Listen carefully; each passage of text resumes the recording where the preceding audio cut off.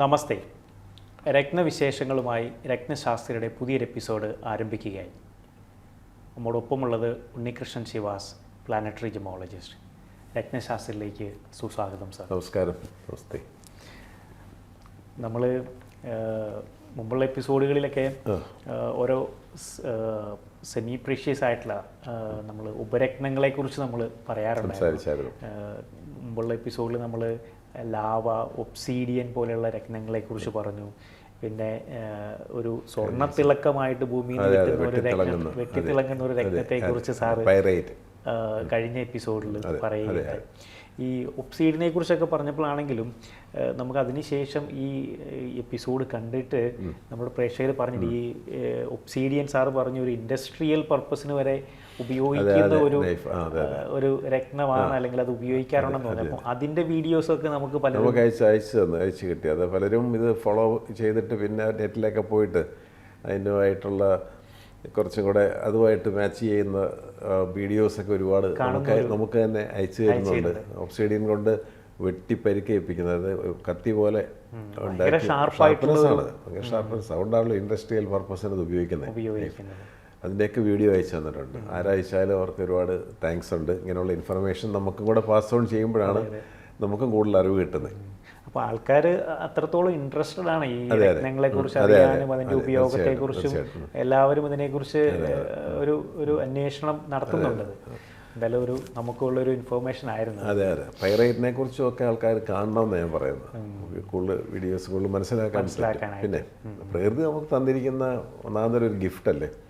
അതിനെക്കുറിച്ച് പിന്നെ നാച്ചുറലായിട്ട് വരുമല്ലേ, അല്ലാതെ നമ്മൾ ഉണ്ടാക്കിയെടുക്കുമല്ലോ. അതാണ് ഇതിൻ്റെ വ്യത്യാസം. എനിക്ക് തോന്നുന്നു നമ്മൾ കഴിഞ്ഞ എപ്പിസോഡ് നമ്മൾ അവസാനിപ്പിച്ചും പറഞ്ഞൊരു കാര്യമുണ്ടായിരുന്നു. നമ്മൾ കർക്കിടക സൈനെക്കുറിച്ചാണ് നമ്മൾ ചർച്ച ചെയ്ത് വന്നുകൊണ്ടിരുന്നത്. അപ്പം അതിൽ ചൊവ്വയുടെ ഒരു കാര്യത്തെക്കുറിച്ച് നമ്മൾ ചൊവ്വ ഭയങ്കര വീക്കായിട്ടുള്ളൊരു അവസ്ഥയിലാണ്. അപ്പം ചൊവ്വയുടെ രത്നം അവിടെ ഉപയോഗിക്കുന്നതും വളരെ സൂക്ഷിച്ച് ഓരോ ആൾക്കാരുടെ ചാർട്ട് നോക്കിയിട്ട് വേണമെന്ന് പറഞ്ഞു. അതെ, ഉപയോഗിക്കാൻ പാടില്ല എന്നല്ല, ചില ചാർട്ടിൽ നമുക്കത് മാച്ചിങ് ആക്കി എടുക്കാൻ പറ്റും. എല്ലാവർക്കും ഇല്ല. ഇപ്പം കർക്കിടകത്തിൽ നിൽക്കുന്ന ചൊവ്വയുടെ രത്നം ഉപയോഗിക്കാമെന്ന് ഒറ്റ ചോദ്യം ചോദിച്ചാൽ ഇല്ലയെന്ന് നമുക്ക് പറയാൻ പറ്റത്തുള്ളൂ. എന്നാൽ അതിന് ബാക്കി പല കാര്യങ്ങൾ കൊണ്ട് ഉപയോഗിക്കാൻ പറ്റുന്ന ചാർട്ടും ഉണ്ട്. അത് നമ്മൾ ഓരോ വ്യക്തികളുടെ ചാർട്ട് നോക്കിയിട്ട് വേണം ആ ഒരു തീരുമാനത്തിലേക്ക് എത്താനായിട്ട്. അതുപോലെ തന്നെ നമ്മൾ പറഞ്ഞൊരു കാര്യമായിരുന്നു ഈ കർക്കിടക സൈൻ്റെ രത്നം എന്ന് പറയുന്നത് സാറ് പറഞ്ഞൊരു കാര്യമാണ്. അത് ഉപയോഗിക്കുന്നതിന് ഓരോ ഏജ് അല്ലെങ്കിൽ ആ ഒരു കാര്യം. സാധാരണ രത്നങ്ങൾക്ക് അങ്ങനെ ഒരു ഏജ് ഗ്രൂപ്പ് ഒന്നുമില്ല. ഒരു കുഞ്ഞിലേ ഒരു കുട്ടിക്കൊരു സ്റ്റോൺ കൊടുത്താൽ, ന്യൂ ബോൺ ബേബിക്ക് ഒരു സ്റ്റോൺ കൊടുത്താൽ ആ സെയിം സ്റ്റോൺ തന്നെയായിരിക്കും അത് ലൈഫ് ടൈം ഉപയോഗിക്കുന്നത്. പക്ഷേ അത് വളരുന്ന കുറച്ചുകൂടെ പ്രായമാകുകയൊക്കെ ചെയ്യുമ്പോൾ അതിൻ്റെ ക്യാരക്ടേജ് നമുക്ക് കൂട്ടാം, വ്യത്യാസം വരുത്തിയൊക്കെ ചെയ്യാൻ പറ്റും. കൊച്ചുകുട്ടികളാകുമ്പോൾ അതിനനുസരിച്ചുള്ള ഭക്ഷണക്രമവും അങ്ങനെ തന്നെയാണല്ലോ, അപ്പോൾ അതിനനുസരിച്ച് അത് കൂട്ടാം. എന്നാൽ ഈ പേൾസ് യൂസ് ചെയ്യുമ്പോൾ ഉള്ള പ്രശ്നം എന്ന് പറയുന്നത്, ഈ പേളിനകത്ത് നല്ല തണുപ്പാണ്. വാട്ടർ എലമെൻ്റാണ്, കടലിൽ നിന്ന് കിട്ടുന്ന മുത്തുച്ചിപ്പിയിൽ നിന്ന് കിട്ടുന്നതാണ്. അപ്പോൾ ഈ പേൾസ് നമ്മളിപ്പം ചെറുപ്പത്തിൽ ഒരു ടീനേജിലൊരു പെൺകുട്ടി ഇത് ഉപയോഗിച്ച് വരുന്നു, അല്ലെങ്കിൽ ഒരു ആൺകുട്ടി ഉപയോഗിക്കുന്നു, അത് ആ പേള് തന്നെ ആയിരിക്കും. ഇപ്പം നമ്മൾ സ്റ്റോൺസ് സജസ്റ്റ് ചെയ്യുന്ന രീതി ഒരു മെത്തേഡുണ്ട്. മെത്തേഡ് അനുസരിച്ചിട്ട് ഇതിന് ദശാകാലങ്ങളൊന്നും ഇതിനകത്ത് ബാധകമല്ല. ഇപ്പം നമ്മളൊരു എമറാൾഡിൻ്റെ ഒരു കല്ല് ഒരാൾ കൊടുത്ത, സാറി ഇത് ബുധൻ്റെ കല്ലാണല്ലോ, ഞാനിപ്പോൾ ശനി ദശയിൽ കൂടെയാണല്ലോ പോകുന്നതെന്ന് ചോദിക്കാറുണ്ട് പലരും. ഇപ്പം ദശാകാലം ഇതിനകത്ത് ഒരു ബാധകമല്ല. പിന്നെ ഈ കല്ല് നമുക്ക് ഏത് ദശാകാലം വന്നാലും ഞാൻ സജസ്റ്റ് ചെയ്യുന്ന കല്ല് ഒരിക്കലും നമുക്ക് മാറ്റേണ്ട ആവശ്യമില്ല. ഈ പേൾസിന് മാത്രം ഒരു ജനറലി ഞാൻ സംസാരിക്കുകയാണ്. ഈ പേളിനൊരു ഈ തണുപ്പായതുകൊണ്ട് ഇപ്പം നമ്മൾ ഉപയോഗിച്ച് വരുന്ന സ്റ്റോൺ ഒരു ഏജ് കഴിയുമ്പോൾ ഒരു 55 ഒക്കെ കഴിയുമ്പോൾ മുതൽ ഈ പേൾസ് ഉപയോഗിക്കുമ്പം ചില ആൾക്കാർക്ക് ഈ റൊമാറ്റിക് കംപ്ലയിൻസ് ഉള്ള ആൾക്കാർ, തണുപ്പ് ഒരുപാട് പറ്റിയില്ലാത്ത ആൾക്കാർ, ഇവർക്കൊക്കെ ചെറുപ്പത്തിൽ എന്തുകൊണ്ട് അത് ഉപയോഗിക്കാമെന്ന് ചോദിച്ചാൽ, ചെറുപ്പത്തിൽ നമ്മൾ ചെളിയിലും മണ്ണിലും കടലിലും തോട്ടിലും ഒക്കെ ചാടുകയും ഇഷ്ടംപോലെ മഴ നനയുകയും ഒക്കെ ചേർന്ന് നമുക്ക് ആ ഒരു കാലഘട്ടം അതാണ്. എന്നാൽ ആ സെയിം വ്യക്തിയെ ഒരു 55 വയസ്സ് കഴിഞ്ഞാൽ ചെറിയ ചൂടുവെള്ളമാണ് ഇഷ്ടപ്പെടുന്നത്. അപ്പോൾ ബോഡിയിൽ വരുന്ന മാറ്റങ്ങളാണത്. ആ അപ്പോൾ അതുകൊണ്ട് പേള് മാത്രം നമ്മളിപ്പോൾ പേള് ഒരാൾക്കൊരു 60 ഏജുള്ള ഒരാൾ നമ്മളെ സമീപിക്കുകയാണ്, സാറേ ഞാൻ 10-15 കൊല്ലം മുമ്പ് സാറിൻ്റെ ഇന്ന് പേൾസ് മേടിച്ചിട്ടതാണ്, അത് തയ്യാറായി, അപ്പോൾ മാറി വേറെണ്ണം ഇടട്ടെ എന്ന് ചോദിച്ചാൽ ഞാൻ പറയും വേണ്ട, അതിന് പകരം ഞാൻ മൂൺ സ്റ്റോൺ തരാം, മൂൺ സ്റ്റോൺ ഇട്ടാൽ മതി. അപ്പോൾ ഏള് തേഞ്ഞ് കഴിഞ്ഞാൽ പൊക്കോട്ടെ. അപ്പോൾ മൂൺ സ്റ്റോൺ ഈ പ്രോബ്ലം ഇല്ല. ഈ തണുപ്പിൻ്റെ ഒരു പ്രശ്നം ഒരു 55+ ആൾക്കാർ വരുമ്പോൾ അവർക്ക് കൂടുതലും എന്നാൽ ചിലർക്ക് ഞാൻ കൊടുക്കാറുമുണ്ട്. കാരണം ഒരുപാട് ബോഡി ഹീറ്റുള്ള ആൾക്കാരുണ്ട്. അത് നമുക്ക് ആ ചാർട്ട് നോക്കിയാൽ അറിയാം. അത് സൂര്യനും ചൊവ്വയൊക്കെ വളരെ പ്രോമിനൻ്റ് ആയിട്ട് നിൽക്കുന്ന ചാർട്ടാണ്. 60-60+ ആൾക്കും നമുക്ക് പേഴ്സ് കൊടുക്കാം. അവർക്ക് പൊതുവെ ബോഡി ഹീറ്റുണ്ട്. അപ്പോൾ അതിനെ ഒന്ന് ബാലൻസ് ചെയ്യാനായിട്ട് ഈ പേൾ ഉപകാരപ്പെടും. ഇതിപ്പം സാറ് പറഞ്ഞാൽ നമ്മൾ പ്രായമായി വരുമ്പം തണുപ്പ് വെള്ളത്തിൽ നിന്ന് മാറിച്ചാലും ചൂടുവെള്ളത്തിലുള്ള ഒരു കുളിയൊക്കെ നമ്മൾ എല്ലാവരും സ്വാഭാവികമാണ്. അതേപോലെ തന്നെയുള്ള ഒരു പ്രക്രിയയാണിത്. ഇത് തന്നെയാണ് സ്റ്റോണിനകത്തും സംഭവിക്കുന്നത്. അപ്പോൾ ആ സ്റ്റോണിൻ്റെ നേച്ചർ എന്താണെന്നുള്ളതാണ് നമ്മൾ മനസ്സിലാക്കേണ്ടത്. ഈ സ്റ്റോൺ ഹീറ്റ് പ്രൊഡ്യൂസ് ചെയ്യുന്നതാണോ അതോ ഇത് തണുപ്പ് കൂടുതലുണ്ടാക്കുന്നതാണോ? അപ്പോൾ സ്പടികം കോട്ട്സൊക്കെ വരുമ്പോൾ തണുപ്പ് അതിനകത്ത് അത് നമുക്ക് നല്ല തടിയും ഓവർ വെയിറ്റും ഒക്കെ ഉള്ള ആൾക്കാർക്ക് നമുക്ക് ഒരു സ്പടികത്തിൻ്റെ മാല ഇടാം, ഒരു കുഴപ്പമില്ല. അക്വാമറൈൻ ഉപയോഗിക്കാം. അപ്പോൾ ഇതിനൊക്കെ ഉള്ള കല്ലുകൾ പ്രകൃതി തന്നിട്ടുണ്ട്. അത് നമ്മൾ നോക്കിയും കണ്ടും ചെയ്യണമെന്ന് മാത്രമേ ഉള്ളൂ, ചുമ്മാ മേടിച്ചിടരുത്. കൃത്യമായിട്ട് നമ്മളതിനെ വിശകലനം ചെയ്ത് പിന്നെ ഒരു സ്റ്റോൺ നമ്മൾ ഉപയോഗിക്കുമ്പം നമുക്ക് ഇന്ന ഒരു പർട്ടിക്കുലർ ഒരു കാര്യത്തിനല്ല നമ്മൾ ഉപയോഗിക്കുന്നത്. ഞാൻ കൊടുക്കുന്നതും അങ്ങനെയല്ല, ലൈഫ് ലോങ് ആണ്. ഇപ്പോൾ ഈ എക്സാം, ഈ ഇൻ്റർവ്യൂവിന് അങ്ങനെ സ്റ്റോണില്ലല്ലോ, അങ്ങനെ സ്റ്റോണേ ഇല്ല. ഞാൻ പറയാം അങ്ങനെ സ്റ്റോണേ ഇല്ല.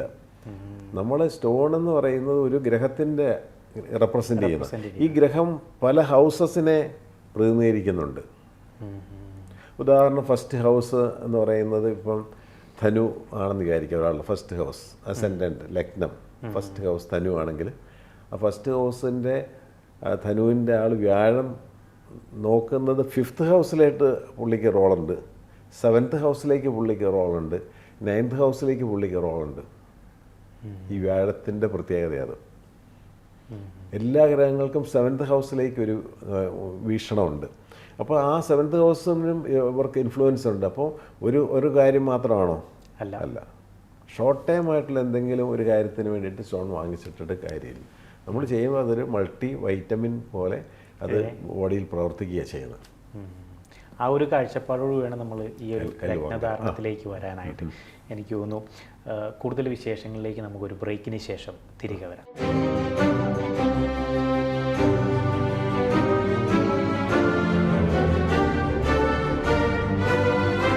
Welcome back to രത്നശാസ്ത്രം.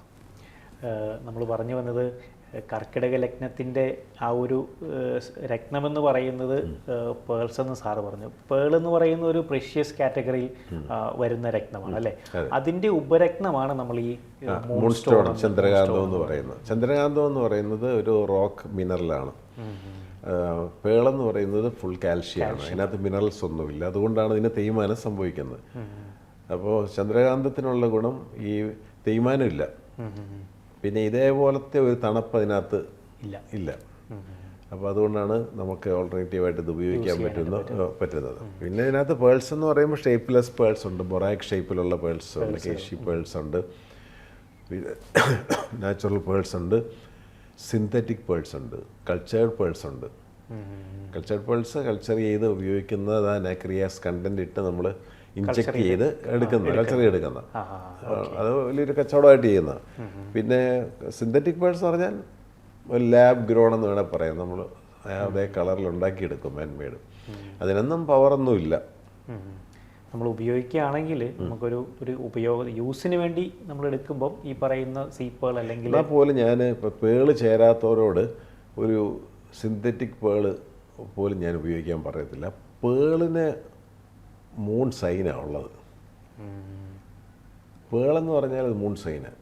അപ്പോൾ നമ്മളൊരു കോഫിൻ ഒരു ശവപ്പെട്ടി എന്ന് പറയുമ്പോൾ അത് പ്രതിനിധീകരിക്കുന്നത് എന്താണ് അത് റെപ്രസെൻ്റ് ചെയ്യുന്ന ഒരു കോഫിൻ, ഒരു ശവപ്പെട്ടി. അത് ഉപയോഗിക്കുന്നത് എന്തിനാണ്? ഒരു മൃതദേഹം കൊണ്ടുപോകാനായിട്ട്. അപ്പോൾ അത് എന്നാൽ പിന്നെ അതിൻ്റെ ഒരു കീ ചെയിൻ നമ്മൾ കൊണ്ട് നടക്കുമോ? ഇല്ല. ശവപ്പെട്ടിയുടെ ഒരു കീ ചെയിൻ ഇട്ടാണ്ട് ആരെങ്കിലും പോകുന്നത് കണ്ടിട്ടുണ്ടോ? കണ്ടിട്ടില്ല. അപ്പോൾ അപ്പോൾ ആ ഒരു തോട്ട് എന്താണ്? അത് നമുക്ക് വേണ്ട.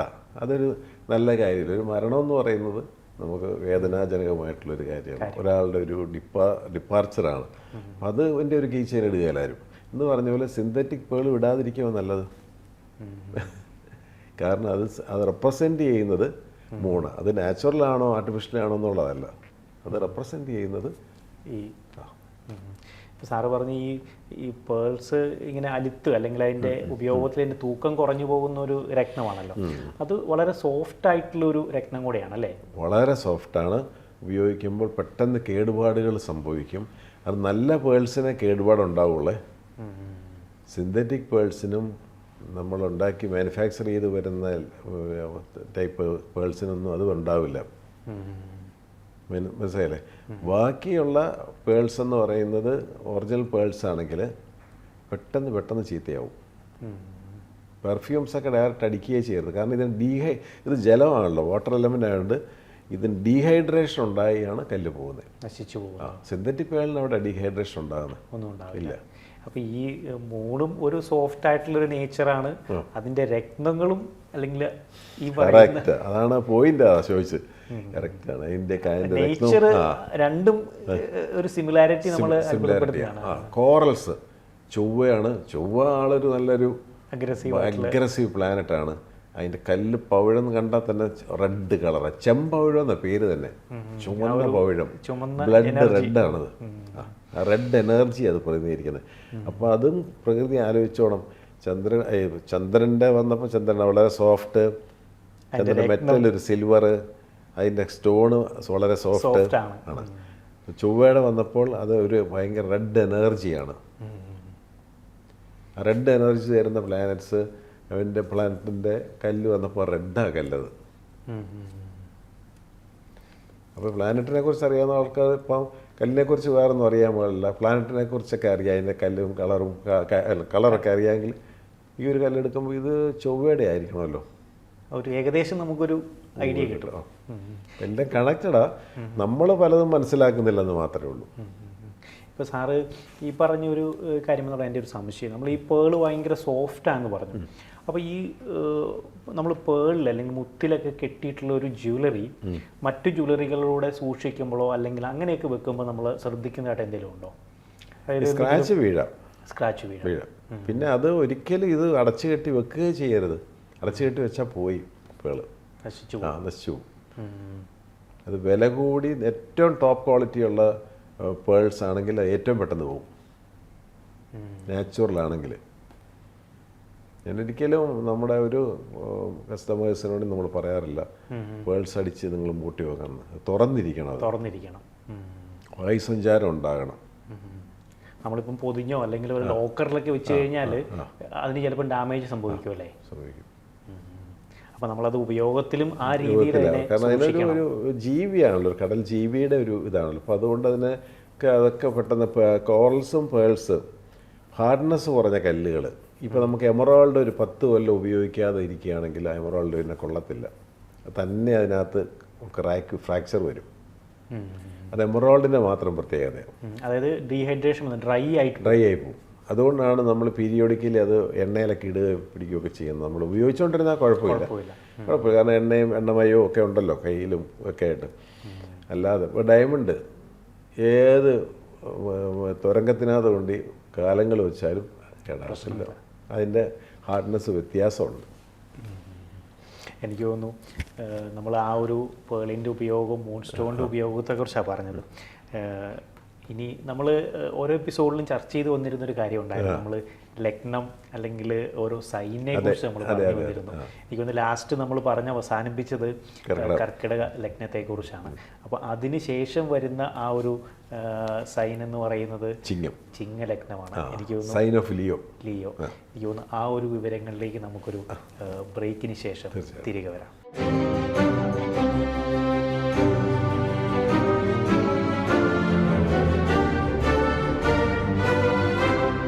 Welcome back to Ratnashastra. നമ്മൾ പറഞ്ഞു വന്നിരുന്ന കാര്യം ഇതായിരുന്നു, ഓരോ സൈൻ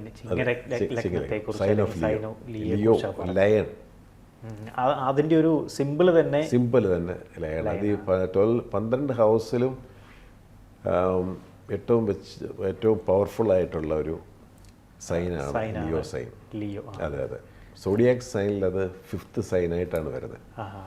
അഞ്ചാമത്തേത്. അഞ്ചത് മനസ്സും കൂടെയാണ്. അതുപോലെ തന്നെ ആ ധീരതയാണ് കാണിക്കുന്നത്. ചിങ്ങലഗ്നക്കാരെന്ന് പറയുന്നത് വളരെ പവർഫുൾ, ജനറലി സ്പീക്കിംഗ് കേട്ടോ. ഇനി ഇതിനകത്ത് നമ്മൾ ക്യാരക്ടർ, ഞാൻ ചിങ്ങലഗ്നോ സാറേ പക്ഷേ എനിക്ക് എന്നും അസുഖമാണ് എന്നൊക്കെ പറയാൻ വരട്ടെ, അതിനൊക്കെ കാരണങ്ങളുണ്ട്. ഇപ്പം ഞാൻ ജനറലി ഇപ്പം നമ്മൾ ചിങ്ങലഗ്നക്കാരെ കുറിച്ചാണ് പറയുന്നത്. ജനറലായിട്ട് നോക്കുമ്പോൾ സിംഹലഗ്നം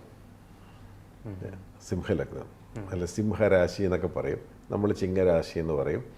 അപ്പോൾ ഇതിനകത്ത് ആ കാണുന്ന സൈൻ പോലെ തന്നെ വളരെ പവർഫുൾ ആയിട്ടുള്ള ആൾക്കാരായിരിക്കും ചിങ്ങലഗ്നക്കാർക്ക്. പൊതുവെ അവർ ആരോഗ്യ ദൃഢഗാത്രരായിരിക്കണം ഈ ചിങ്ങലഗ്നക്കാർ പൊതുവെ. കാരണം റെഡ് എനർജി അല്ലേ, സൂര്യനല്ലേ, സൂര്യൻ്റെ ഓൺ ഹൗസ് അത്. സൂര്യനാണ് ഇതിൻ്റെ ഒരു അധിപൻ, ഓണർഷിപ്പ് സൂര്യനാണല്ലേ? സൂര്യനാണ്. അപ്പം ആ ഒരു സൂര്യൻ്റെ ക്യാരക്ടറിസ്റ്റിക്സ് ഒക്കെ ഇതിനകത്ത് ഉണ്ടാവും. സൂര്യൻ്റെ ഓൺ ഹൗസിലാണത് സൂര്യൻ നിൽക്കുന്നത്. അപ്പോൾ സൂര്യൻ ചൂടാണ്, പവർഫുള്ളായിരിക്കും, ഇയാൾ കുറച്ച് അഗ്രസീവായിരിക്കും. സൂര്യൻ ഒരു ഈഗോയിസ്റ്റിക് ആളായിരിക്കും. ഒരാളുടെയും കീഴിൽ വർക്ക് ചെയ്യാൻ ആഗ്രഹിക്കാൻ ഇഷ്ടപ്പെടാൻ ഈ ലഗ്നക്കാർക്ക് ഒരു ബുദ്ധിമുട്ടുണ്ട്. ആരുടെയും കീഴിൽ വർക്ക് ചെയ്യാൻ അവർ ആഗ്രഹിക്കുന്നില്ല. കാരണം അവർക്കെപ്പോഴും റെക്കഗ്നീഷൻ ആണ് അവർ പ്രതീക്ഷിക്കുന്നത്. അതിന് താന്നോട്ടൊന്നും അവർ പോകത്തില്ല. അപ്പോൾ പൊതുവേ ഈ ആൾക്കാർക്ക് ബിസിനസ്സുകാരായിരിക്കും. കാരണം ഇവർ വർക്ക് ചെയ്യാൻ ആഗ്രഹിക്കാത്ത ആൾക്കാർ എപ്പോഴും ബിസിനസ്സിനെ കുറിച്ചായിരിക്കുമല്ലോ. സ്വന്തമായിട്ട് എങ്ങനെ തുടങ്ങുവാണെങ്കിൽ ആരുടെയും കീഴിൽ ചെയ്യണ്ടല്ലോ, ഈ ചിന്ത അവർക്കുണ്ടാവും. അപ്പോൾ പൊതുവേ ഫൈനാൻസ് നടത്തുന്നവർ, റെസ്റ്റോറൻറ്റ്സ് നടത്തുന്നവർ, ഫയറാണല്ലോ ഇത്. സൂര്യൻ തീയും ഇതാണല്ലോ, ആ പ്രകാശവും വെട്ടും, ലൈറ്റ്സ് ലൈറ്റ് കച്ചവടക്കാരുണ്ട്. ഇപ്പോൾ നമുക്ക് ലൈറ്റ് ഫിറ്റിങ്സും അതും ഇതൊക്കെ ചെയ്യുന്ന ആൾക്കാരുണ്ട്, സോളാർ ചെയ്യുന്ന ആൾക്കാരുണ്ട്, ചൂടായതുകൊണ്ട് കുക്കിംഗ് ചെയ്യുന്നവരുണ്ട്, റെസ്റ്റോറൻറ്റിൻ്റെ ആൾക്കാരുണ്ട്. അതായത് ഈ ചിഗ്നലക്കാർ എല്ലാം ടോപ്പ് പൊസിഷൻ തന്നെ ആവണമെന്നില്ല. ഇല്ല അങ്ങനെയുണ്ട്. ചിങ്ങലഗ്നം ആണെന്ന് വെച്ചിട്ട് എല്ലാവരും IPS IAS ആയിരിക്കണം എന്നില്ല. മറ്റ് ഗ്രഹങ്ങളും ഇതിനകത്ത് സ്വാധീനിക്കും. ഈ വ്യക്തിയുടെ ചാർട്ടിലെ മറ്റ് ഗ്രഹങ്ങളും അവരെ സ്വാധീനിക്കും. മറ്റ് ദശാകാലങ്ങൾ അതിനെ സ്വാധീനിക്കും. ഇതിപ്പോൾ ഞാൻ ജനറലായിട്ട് ചിങ്ങലഗ്നത്തെക്കുറിച്ച് മാത്രം സംസാരിക്കുന്നു. ചിങ്ങത്തെ house of Leo, sign of Leo, അതിനെക്കുറിച്ച് മാത്രമേ സംസാരിക്കുന്നു. അത് വളരെ പവർഫുള്ളാണ്, ഗവൺമെൻറ് റിലേറ്റഡ് ആണ്. സർക്കാർ സ്ഥാപനങ്ങളിൽ ജോലി ചെയ്യുന്നത്, അതിൻ്റെ പവർ അനുസരിച്ച് സൂര്യൻ്റെ പവറും ചൊവ്വയുടെ പവറും ഒക്കെ അനുസരിച്ചിട്ട് വിവിധ മേഖലകളിലായിരിക്കും. പക്ഷേ ഗവൺമെൻറ് റിലേറ്റഡ് ആയിരിക്കും, മിനിസ്ട്രി ആയിട്ട് റിലേഷൻ കാണും. ചിലർ പോലീസിലായിരിക്കും, ചിലർ കോർട്ടിൽ ജഡ്ജായിരിക്കും. ജഡ്ജ്മെൻറ്റിൻ്റെ ഒക്കെ ആളാണ് ഈ ഒരു ചിഗ്നലൊക്കെ. ഗവൺമെൻറ് റിലേഷൻ വരുന്ന എന്ത് കാര്യങ്ങൾക്കതും ആ സൂര്യൻ എന്തെങ്കിലും നീചസ്ഥിതിയോ, നീചമല്ല, എന്തെങ്കിലും മറ്റ് റോങ് കൺജക്ഷനൊക്കെ വരുമ്പോൾ കേസിൽ പെടും, ആള് കേസിൽ പെടും. ഇപ്പോൾ സാറ് പറഞ്ഞു ഈ ഒരു ചിഗ്ന ലഗ്നം അല്ലെങ്കിൽ സിംഹലഗ്നം എന്ന് പറയുന്നത് ആ ഒരു ലയൺ ആണല്ലോ അതിനെ റെപ്രസെന്റ് ചെയ്യുന്നത്. അപ്പം ആ ഒരു സിംഹം എന്ന് പറയുന്നത് കാട് ഒന്ന് അടക്കി വാഴുന്ന ഒരു വ്യക്തി, അല്ലെങ്കിൽ അവിടുത്തെ ആളാണല്ലോ. അവിടുത്തെ സിംഹം കാട്ടിലെ രാജാവാണല്ലോ. അങ്ങനെയാണല്ലോ നമ്മൾ പഠിച്ചിരിക്കുന്നതും കേട്ടിരിക്കുന്നതും. എന്ന് പറഞ്ഞ പോലെ ഒരു നാട്ടുരാജാവിനെ പോലെ ആള് നിൽക്കും. ഏത് ഫീൽഡിലാണോ അയാളെ ആ ഫീൽഡിൽ അറിയപ്പെടും. അതായത് ആ ഒരു ആളുടെ ഏത് മേഖലയാണെങ്കിലും അതിലാളൊന്ന് ഒന്ന് പവറായിട്ട് പവർഫുൾ ആയി. കാരണം സിംഹം ആവശ്യമില്ലാതെ ഭക്ഷണം കഴിക്കുക, വയ്യ പോകുന്നതിനെ എന്നും പിടിച്ച് കഴിക്കരുത്. അത് പിടിച്ചാൽ അതിൻ്റെ ഏറ്റവും കാതലായിട്ട് ഇപ്പോൾ ഒരു ആട്ടിൻകുട്ടിയോ മാൻകുട്ടിയോ പിടിച്ചാൽ കാതലായിട്ടുള്ള ഭാഗം മാത്രമേ അത് കടിച്ചെടുക്കുകയുള്ളൂ. അവരുടെ കയ്യിലായിരിക്കും അത്. വളരെ സൂക്ഷ്മമായിട്ട് നിരീക്ഷിച്ചിട്ട് ചെയ്യത്തുള്ളൂ. അതൊക്കെ ഈ പറയുന്ന ഈ സിംഹലഗ്നക്കാരുടെ ഒരു പ്രത്യേകത. ഒന്നിൽ കൂടുതൽ ബിസിനസ്സും കാണും. ജനറൽ ആയിട്ട് നമ്മൾ ജനറൽ കാര്യങ്ങൾ സംസാരിക്കും. അത് തന്നെ, ഒന്നിൽ കൂടുതൽ ഇത് കാണും. ചിലർ പൊളിറ്റിക്സിലായിരിക്കും. പക്ഷെ അന്നേരം അവിടെയും ഈ വ്യക്തികൾ ചിലപ്പോൾ നല്ലൊരു ലീഡർഷിപ്പ് ക്വാളിറ്റി ഉണ്ടാവും. ചിലപ്പോൾ ആ നാട്ടിലെ എന്തെങ്കിലും കാര്യങ്ങളൊക്കെ ആയിട്ട് അമ്പലവും പള്ളിയും ഒക്കെ മോസ്കോ ഒക്കെ ആയിട്ട് ബന്ധപ്പെട്ടിട്ട് അറിയപ്പെടുന്നതായിരിക്കും. അതിൻ്റെ ഒരു ചാർജ് ആയിരിക്കും ആൾ. അപ്പോൾ എവിടെയും ലീഡർഷിപ്പ് ക്വാളിറ്റി, എക്സ്പോഷർ, സൽകീർത്തി, ഇതെല്ലാം വെട്ടം പ്രകാശം. ചിങ്ങലഗ്നക്കാർക്ക് ഒരു കാരണവശാലും ഒരടച്ച മുറിയിൽ ഇരിക്കാൻ പറ്റില്ല. എവിടെയാണെങ്കിലും തൻ്റേതായിട്ടൊരു കയ്യൊപ്പാള് പതിപ്പിക്കും. കഴിയുന്നത് ഈ ലഗ്നക്കാർക്കെല്ലാം ആ സൂര്യൻ നല്ല പൊസിഷനിലും കൂടി മേടത്തിലൊക്കെ നിൽക്കുക. ചിങ്ങലഗ്നം മേടത്തിൽ സൂര്യനാണെങ്കിൽ ഉച്ചത്തിലായി. ഇവർക്കൊന്നും ഒരിക്കലും ഒരു ഇരുട്ടുമുറിയിൽ ഇരിക്കാൻ പറ്റില്ല. എത്ര ഉറക്കളച്ചിരുന്നാലും അവർ വെളുപ്പാകാലത്ത് എഴുന്നേക്കും. കാരണം പ്രകാശം, ആ എനർജിയാണ് അവരെ ഭരിക്കുന്നത്. അപ്പോൾ അവർ ഓട്ടോമാറ്റിക്കലി എഴുന്നേറ്റ് പോവുക. അതേസമയം ആ സൂര്യന് ശനിയായിട്ട് ബന്ധം വന്നു, അല്ല മറ്റ് റോങ് പ്ലാനറ്റുമായിട്ട് ബന്ധം വന്നാൽ ആൾ രാത്രിയിലായിരിക്കും കൂടുതലിരിക്കുന്നത്. അപ്പോൾ ചിങ്ങ ലഗ്നം വിട്ടോ. അല്ലാതെ നമുക്ക് തുലാം എന്ന് പറയുന്നത് പുള്ളിയുടെ ഓപ്പോസിറ്റ് പ്ലാനറ്റാണ്. പുള്ളിക്കൊട്ടും പവറിലെത്താം. അപ്പോൾ അതെന്തുകൊണ്ടാണ് നമ്മൾ ഡെബിലിറ്റേഷനെ കുറിച്ച് അന്നേരം പറയാം, അല്ലെങ്കിൽ ഈ സബ്ജക്റ്റ് നമ്മൾ വിട്ടുപോകും. അപ്പോൾ അതിനകത്തൊക്കെ നിൽക്കുന്നതും അതിനകത്ത് ശനിയും സൂര്യനൊക്കെ ആയിട്ട് നിന്നാലോ ഇപ്പോൾ പഠിക്കുന്ന പിള്ളേരാണെങ്കിൽ എഴുന്നേക്കത്തില്ല അവർ. അല്ലെങ്കിൽ രാത്രി ഇഷ്ടപ്പെടും. സൂര്യൻ ചാർട്ടിൽ വളരെ ഒരു മൈനസിലാണ് നിൽക്കുന്നെങ്കിൽ അവർ രാത്രിയായിരിക്കും ഇഷ്ടപ്പെടുന്നത്. പക്ഷെ അവരത് മാറ്റിമറിക്കണം. അവർക്ക് എനിക്കിതാണ്, പക്ഷേ എനിക്കിത് മാറിയേ പറ്റുള്ളൂ എന്ന് പറഞ്ഞിട്ട് അവർ വെളുപ്പിനെ എഴുന്നേക്കും, രാത്രി നേരത്തെ കിടന്നുറങ്ങുകയൊക്കെ ചെയ്താൽ അവരുടെ ലൈഫ് സ്റ്റൈലേ മാറും. ഭയങ്കര അപ്പായിട്ട് മാറും. കുറേ ചേഞ്ചസ്, മാറ്റങ്ങൾ സംഭവിക്കും. ഞാൻ ചിലർക്ക് സ്റ്റോൺ കൊടുക്കുമ്പോൾ ഞാൻ പറയും, നിങ്ങൾ രാവിലെ എഴുന്നേറ്റ് നടക്കാമെന്നുണ്ടെങ്കിൽ മാത്രം ആ മാറ്റം നിങ്ങൾ സ്റ്റോൺ ഇട്ടാൽ മതി, അല്ല എനിക്കിവിടെ പേരുദോഷം ഉണ്ടാവും എന്ന് പറയും. അതായത് രത്നം മാത്രം വാങ്ങിയിട്ടുകൊണ്ട് എല്ലാം ആയിന്ന് ധരിക്കരുത്. ഇപ്പം നമ്മളൊരു ചെടി തന്നെ, ചെടിച്ചട്ടി ഞാനിപ്പോൾ ഇവിടെ ഇരിക്കുന്ന ഈ ചെടി ഇടയ്ക്ക് വെളിയിൽ ബാൽക്കണിയിൽ കാണിക്കണം, അല്ല പുറത്ത് കാണിക്കണം, അല്ലേ? ഈ സൂര്യപ്രകാശം ഇല്ലെങ്കിൽ ഈ ചെടികളുടെയും ജീവജാലങ്ങളുടെയൊക്കെ സ്ഥിതി എന്താ, എവിടെ പോയി നിൽക്കുന്നത് എന്ന് പറഞ്ഞ പോലെ തന്നെയല്ലേ മനുഷ്യനെന്ന് ഞാൻ ചിന്തിക്കുന്നത്. ഞാൻ ചോദിക്കുന്നത് അതാണ്. ഇപ്പോൾ രാവിലത്തെ നമ്മൾ എഴുന്നേപ്പ്, നടപ്പ്, എക്സസൈസുകൾ ഒക്കെ വളരെ ഇമ്പോർട്ടൻ്റ് ആണ്. എനിക്ക് തോന്നുന്നു ഈ ഒരു സിംഹലഗ്നത്തെക്കുറിച്ച് നമ്മൾ പറയുമ്പോൾ വളരെ ഇൻട്രസ്റ്റിംഗ് ആയിട്ടുള്ള പല കാര്യങ്ങളും നമ്മൾ ചർച്ച ചെയ്യുന്നുണ്ട്. അപ്പോൾ അതിൻ്റെ പ്രത്യേകതകളെക്കുറിച്ചും അല്ലെങ്കിൽ അതിൻ്റെ രത്നം ഏതാണ് എന്നുള്ള കാര്യങ്ങളെക്കുറിച്ചൊക്കെ നമുക്ക് ചർച്ച ചെയ്യേണ്ടതായിട്ടുണ്ട്. എനിക്ക് തോന്നുന്നു ഇന്നത്തെ എപ്പിസോഡ് നമുക്ക് വൈൻഡപ്പ് ചെയ്യാനായിട്ടുള്ള സമയമായി. ഈ വിവരങ്ങളൊക്കെ ഉൾപ്പെടുത്തിക്കൊണ്ട് നമുക്ക് ഇതിൻ്റെ ഒരു കണ്ടിന്യൂവേഷൻ ആയിട്ട് അടുത്ത എപ്പിസോഡിൽ നമുക്ക് കണ്ടിന്യൂ ചെയ്യാം. ഇന്നത്തെ എപ്പിസോഡ് നമുക്ക് വൈൻഡപ്പ് ചെയ്യാം. നമസ്കാരം.